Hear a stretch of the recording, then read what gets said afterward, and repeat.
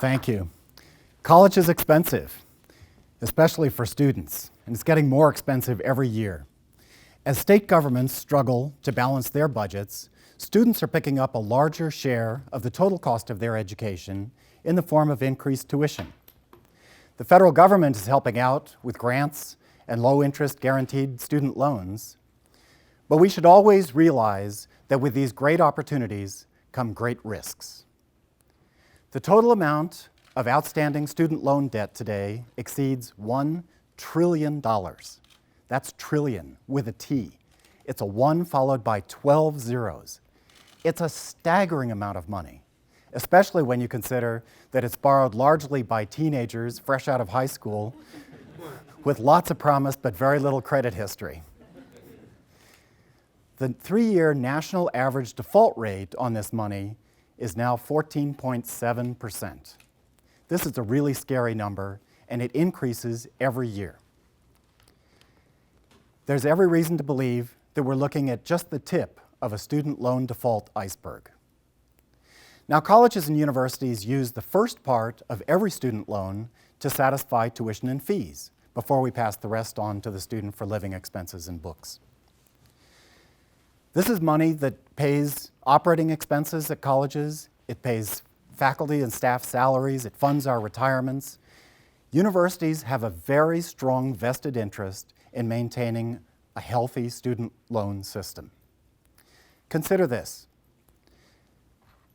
One of the greatest threats to higher education today is the possibility that student loan programs might be discontinued as a result of high default rates. Without student loans, many students would be locked out of higher ed entirely. Enrollments would fall, universities would close, and ultimately, the global competitiveness of the United States would go into a tailspin. That's why universities must take more responsibility for loan defaults of their students. We got to have some skin in this game. So here's a simple idea.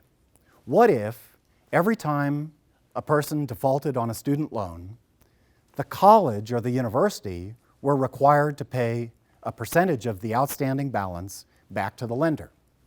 The percentage could be equal to that college's 3-year cohort default rate as published by the U.S. Department of Education.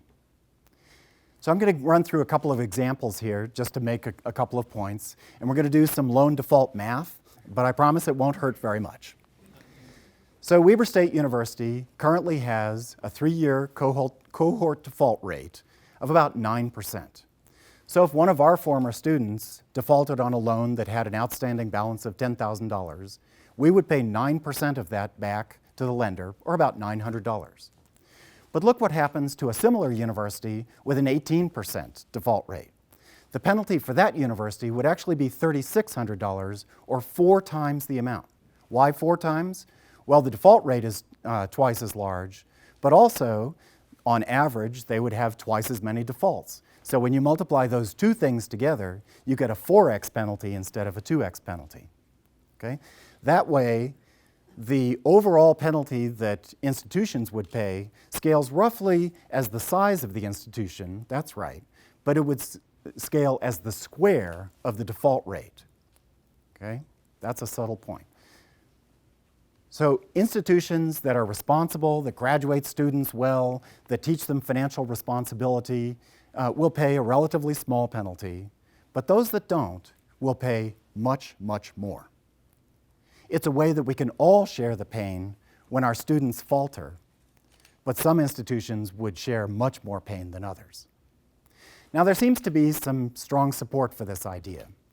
Last December, Senator Jack Reed from Rhode Island introduced legislation, Senate Bill 1873, that would create an institutional risk solution that's somewhat similar to the one that I've just described. He and fellow Democratic Senators Richard Durbin and Elizabeth Warren are very strong supporters of student loan reform. But this is not a partisan issue. Alex Pollock from the conservative American Enterprise Institute also believes that universities should share a percentage of the responsibility for loan defaults of their students.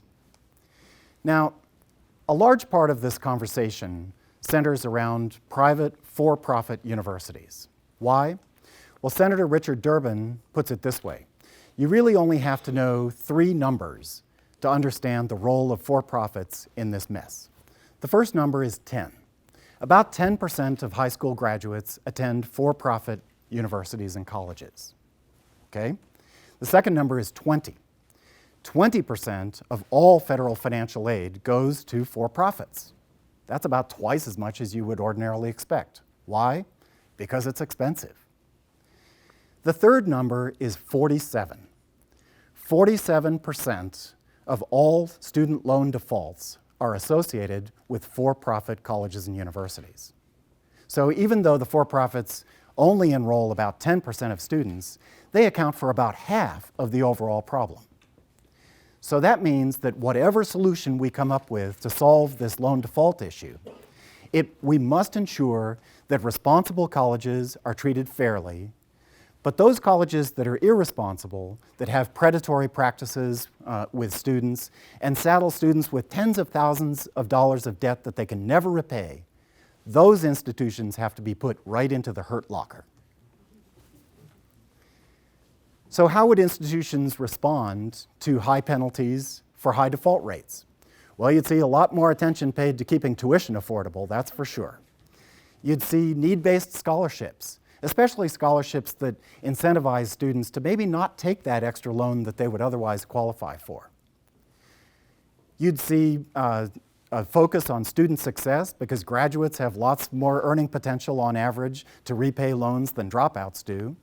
And you'd see the advent of strong financial literacy programs at institutions so that students can make wise, well-informed choices about their borrowing.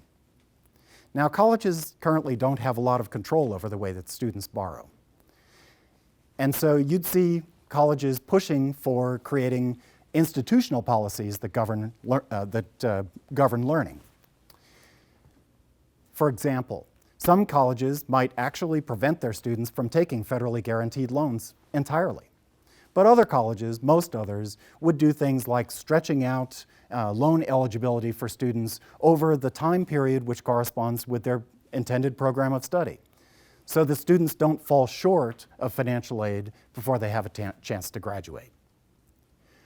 Right now is the time to solve this trillion-dollar mess. The Congress is beginning to consider the reauthorization of the Higher Education Opportunity Act. This is the law that governs student loans and other programs. If you agree with Jack Reed and Alex Pollux and others that universities should share a portion of the responsibility for student loan defaults, then write to your congressman, write to your senator, tell them about it. If they're tech savvy, give them a link to this presentation.